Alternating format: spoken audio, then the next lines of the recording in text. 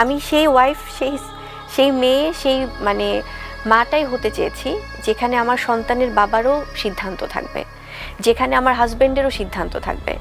আমি একা কোনো একটা গদ বাঁধা কোনো একটা মানে আছে না, আমরা বলি বেয়ারা ওয়াইফ হয়ে যাওয়া, মানে নিজের সিদ্ধান্তে সব করব, সেটা আমি হতে চাইনি কখনো। কন্যা সন্তানকে সঙ্গে নিয়ে এবার শাকিব খানের বিরুদ্ধে বিস্ফোরক মন্তব্য করলেন চিত্রনায়িকা শবনম বুবলী।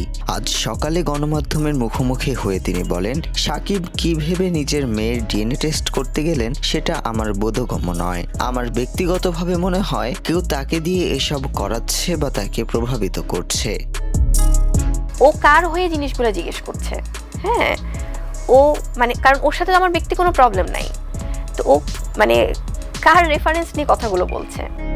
এ সময় বুবলী আরো বলেন, আমি কখনোই শাকিব খানকে অসম্মান করার চেষ্টা করিনি। চাইলে জেদের বশে বা রাগের মাথায় অন্য কাউকে আমার সন্তানের বাবা বানাতে পারতাম। আমার জীবনে এমন অনেক মানুষ বা নায়ক এসেছেন যারা আমার পাশে থাকতে চেয়েছেন, কিন্তু আমি কখনো মিথ্যের আশ্রয় নেইনি কিংবা এমন কোনো কাজ করিনি যাতে একজন বাবার পরিচয় নিয়ে প্রশ্ন ওঠে।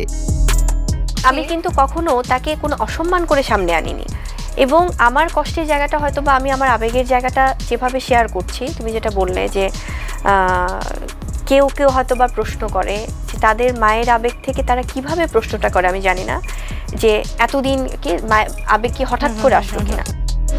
তিনি আরো বলেন, আমার এখন একটাই চাওয়া, শাকিব এখন নিজের মেয়ের দায়িত্ব স্বীকার করে তাকে নিয়ে সবার সামনে আসুক। একটি নিষ্পাপ শিশুকে নিয়ে আর কোনো বিতর্ক হোক, এটা আমি চাই না।